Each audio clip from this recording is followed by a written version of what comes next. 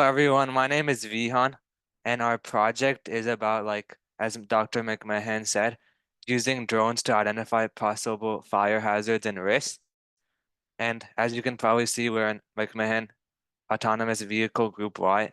And today, me, Nirupama, Advait, and Tuhin will be presenting. Next.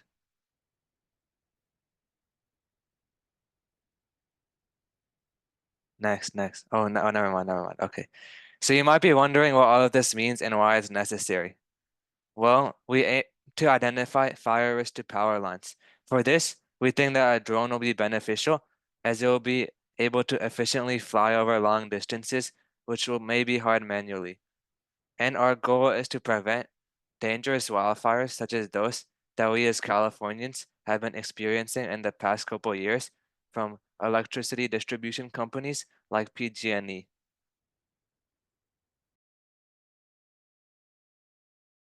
So, what's the problem? As many of you would know, California, along with other states like Texas, have been experiencing a huge influx of wildfires over the last few years. A large portion of these fires are caused by the electrical distribution system, primarily issues regarding power lines. Over the last 3 years, Texas experienced over 4,000 wildfires caused solely by faults in electrical distribution. The Paradise Fire, caused by a tree falling into a PG&E tower, burnt over 80,000 structures in California. You can clearly see that something needs to be done regarding the risks surrounding power lines.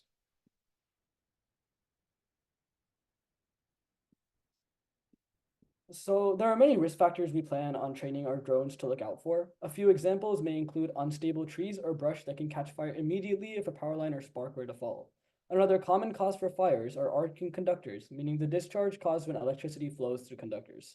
In this case, the power lines. There are several other risk factors that we will have to consider, ranging from damaged components to invasive vegetation in the areas. The first key risk factor is surrounding trees. Trees often fall over due to high wind and poor stability. We often experience the effects of this, like power outages and network problems, which are often caused by these trees falling on power lines. However, the problem is twofold when a tree falls onto a power line. Electricity continues to flow through the line, leading to something called arcing, which Advait mentioned. Arcing is when high voltage conductors on the power line and the vegetation on the ground, like trees and shrubbery, form a path for electricity to flow through. This often leads to the branch or shrubbery lighting on fire, creating the origins of a forest fire. Next slide. Now, how do we identify whether or not a tree is likely to fall on a power line and cause arcing? There are many signs of instability in trees, ranging from dead trees to gaps within branches called V-crotches, decay, oftentimes near the bottom of the tree, large cavities and hanging branches on the tree itself, and additionally, when trees lean to get better access to the sunlight, thereby making them more unstable and more prone to falling over. These are all signs of when a tree is unstable and can fall. Now let's talk about why we decided to use drones to accomplish our goal. Even though power lines can be inspected manually and have been for a very long time, the process itself is extremely difficult to do in areas that are remote or hard to access. By using drones, we can inspect more power lines in the same time that it takes to usually inspect one manually. Furthermore, these drones can access more remote places safer, and these places, which are often difficult to reach manually, can be sourced through drones. There are some current efforts that are related to what we are attempting to accomplish.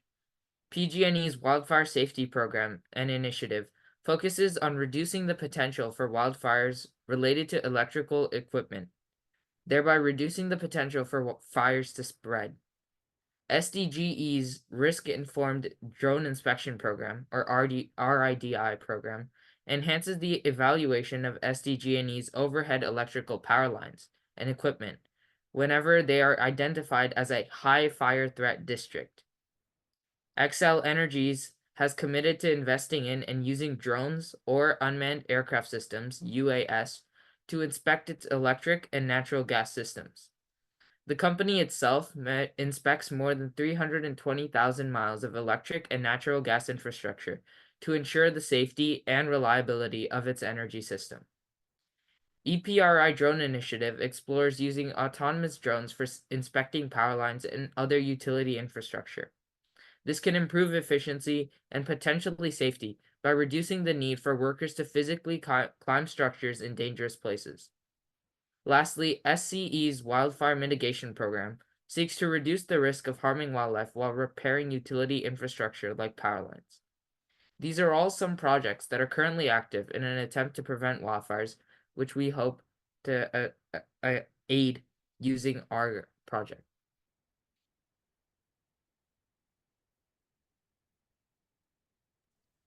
While most of the other projects focused on the distribution poles themselves, our project will focus on the surrounding vegetation, which is often a very big factor in these fires.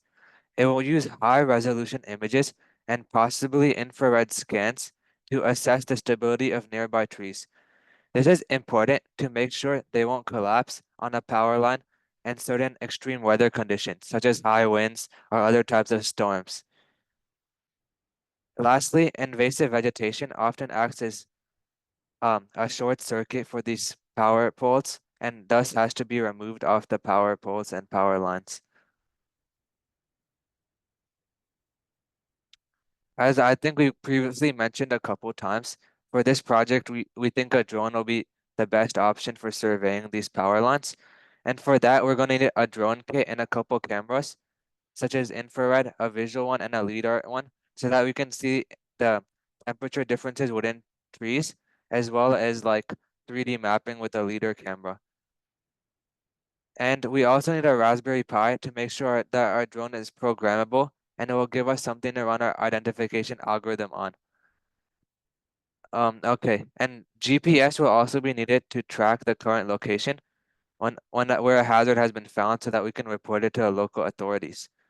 As for the programming aspect of it, we will find large image databases of trees and vegetation and train our machine learning algorithm to classify harmful versus low risk vegetation around power lines. There are many options on how to train our model, but a good one is TensorFlow. This is still a work in progress and we still have to look into exactly how to do this, but that's what we heard so far. Lastly, when the drone detects a hazard, it will need to save the location so that it can be fixed by the local authorities. So that's what our methods will be.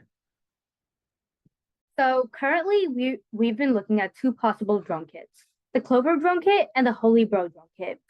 To help us get a closer look at both of these drone kits, we've compiled a list of pros and cons. For the Clover drone kit, it comes with a Raspberry Pi. It's Python-based, it has a GPS, and it's open source. But some of its cons is that it can be a little difficult to hook the cameras up, and it's a little bit expensive. The Holy Bro drone kit has the pro that its assembly is much easier and so much faster. But the con is that we also have to buy a Raspberry Pi, camera, GPS, and radio separately.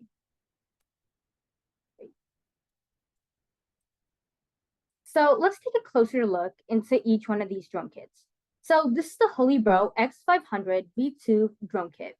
The materials included are the X500 V2 frame kit with pre-installed items listing from motors, a Holy Bro 2216.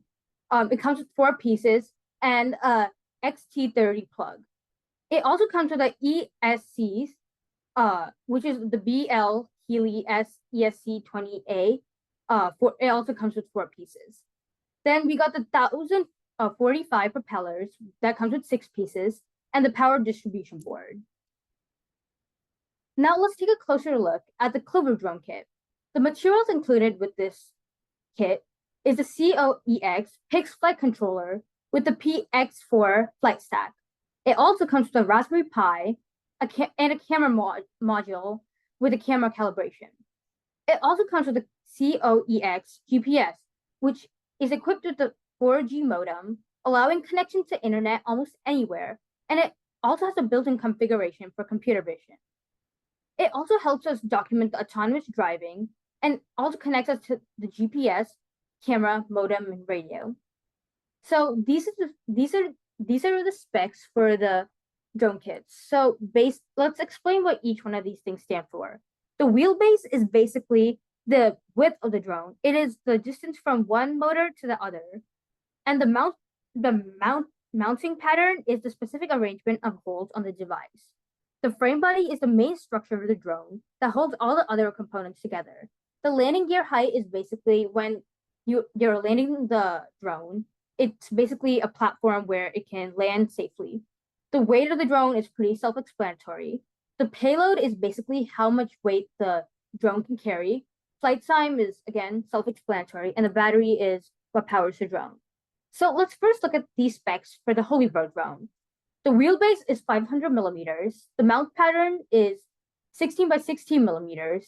The frame body is 144 times 144 millimeters, and it's 2 inches thick.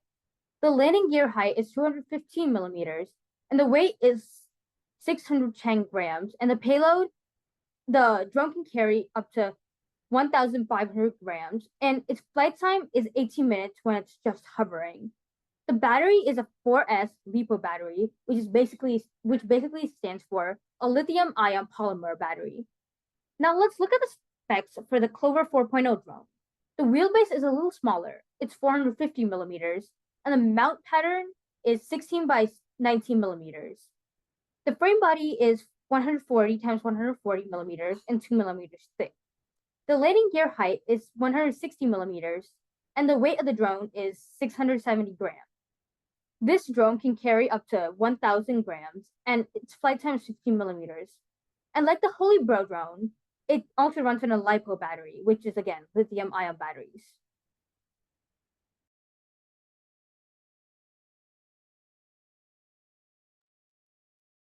So, as we continue through our project, we've identified a few of the possible roadblocks we may encounter along the way. First, as mentioned earlier, there are many risk factors that we need to consider when determining a fire risk. Training our model and getting the necessary tools to determine these fire risks will likely prove to be our main challenge. Second, the average camera would have significant issues navigating and detecting risks in areas where trees are more densely packed. Similarly, the metrics needed to analyze the stability of a tree cannot be found using just a camera. Finally, our drones would likely struggle to navigate and detect these risk factors in rough weather conditions, including rains or high winds. Finally, these are the sources that we use in our presentation. Thanks for listening. If there's any questions, please let us know.